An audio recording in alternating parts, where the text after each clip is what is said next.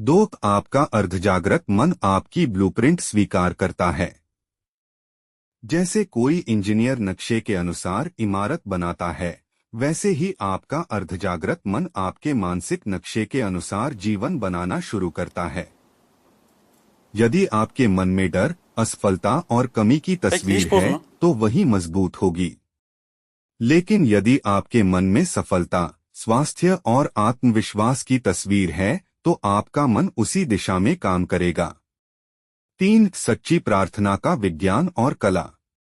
प्रार्थना केवल शब्द नहीं है। सच्ची प्रार्थना वह है जिसमें मन, भावना और विश्वास एक साथ जुड़ जाएं। जब आप पूरी श्रद्धा और विश्वास के साथ किसी सकारात्मक परिणाम की कल्पना करते हैं, तो आपका मन उस दिशा में काम करना शुरू कर देता है। 4, तस्वीर की तकनीक। अपने लक्ष्य की मानसिक तस्वीर बनाइए। यदि आप सफल होना चाहते हैं, तो स्वयं को सफल व्यक्ति के रूप में देखिए। यदि आप स्वस्थ होना चाहते हैं, तो स्वयं को पूर्ण स्वास्थ्य में देखिए।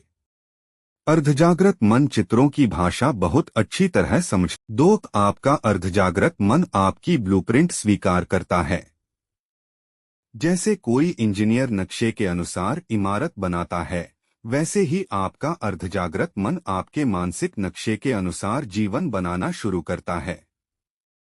यदि आपके मन में डर, असफलता और कमी की तस्वीर है, तो वही मजबूत होगी। लेकिन यदि आपके मन में सफलता, स्वास्थ्य और आत्मविश्वास की तस्वीर है, तो आपका मन उसी दिशा में काम करेगा। 3, सच्ची प्रार्थना का विज्ञान और कला। प्रार्थना केवल शब्द नहीं है।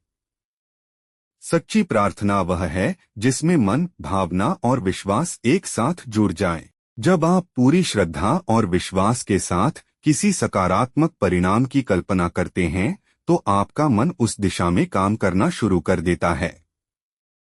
4, तस्वीर की तकनीक। अपने लक्ष्य की मानसिक तस्वीर बनाइए।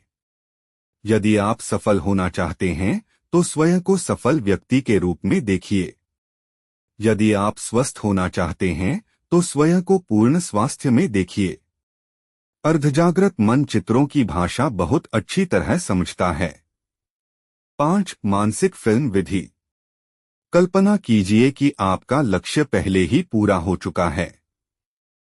अपने मन में एक छोटी फिल्म चलाइए।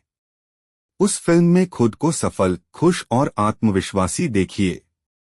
जितनी स्पष्ट आपकी मानसिक फिल्म होगी, उतनी गहरी छाप अर्धजागृत मन पर पड़ेगी। 6, बोडोइन तकनीक। यह तकनीक कहती है कि सोने से पहले अपने लक्ष्य से जुड़ा एक छोटा और सकारात्मक वाक्य दोहराइए। जैसे, मैं हर दिन बेहतर हो रहा हूं। मेरे जीवन में सफलता आ रही है। सोने से पहले मन सबसे अधिक ग्रहणशील होता है। 7, सोने की तकनीक। रात को सोने से पहले चिंता नहीं, समाधान सोचिए। जिस विचार के साथ आप सोते हैं, वही विचार अर्धजागृत मन में गहराई तक चला जाता है। इसलिए सोने से पहले सकारात्मक विचारों को चुनिए। 8, आभार की तकनीक। कृतज्ञता सबसे शक्तिशाली भावनाओं में से एक है। जो आपके पास है, उसके लिए धन्यवाद दीजिए। जब आप आभार व्यक्त करते हैं, तो आपका ध्यान कमी से हटकर उपलब्धियों पर जाता है। और यही सोच आपके जीवन में सकारात्मक बदलाव लाने लगती है। 9, आदेश पद्धति। कभी कभी आपको अपने मन को स्पष्ट आदेश देना पड़ता है। डर, चिंता और नकारात्मक विचारों को देखकर कहिए, मैं शांत हूं। मैं आत्मविश्वासी हूं। मैं अपने लक्ष्य की ओर बढ़ रहा हूं। बार बार दिया गया आदेश धीरे धीरे विश्वास में बदल जाता है। 10, सीमाओं के बावजूद सफलता। इतिहास में ऐसे अनेक लोग हुए हैं जिन्होंने शारीरिक कठिनाइयों के बावजूद महान उपलब्धियां हासिल की। उन्होंने अपनी परिस्थितियों को नहीं, बल्कि अपने मन को मजबूत बनाया। यह हमें सिखाता है कि असली शक्ति शरीर में नहीं, बल्कि मन में होती है। याद रखने जैसी बातें।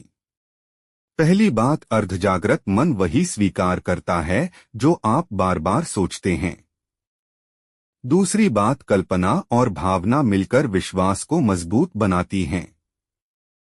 तीसरी बात, सोने से पहले का समय सबसे महत्वपूर्ण होता है। चौथी बात, आभार और सकारात्मक सोच मन को नई दिशा देते हैं। पांचवी बात, आपका भविष्य पहले मन में बनता है, फिर वास्तविकता में। दोस्तों, आपका अर्धजागृत मन एक उपजाऊ भूमि की तरह है। आप उसमें जो बीज बोएंगे वही फसल काटेंगे। इसलिए डर नहीं, विश्वास बोइए। निराशा नहीं, आशा बोइए। और हर दिन अपने मन को सफलता, स्वास्थ्य और खुशियों की दिशा में प्रशिक्षित कीजिए। याद रखिए, आप जैसा सोचते हैं वैसा ही बनते हैं। अनंत खजाने को सब्सक्राइब करना न भूलें। धन्यवाद।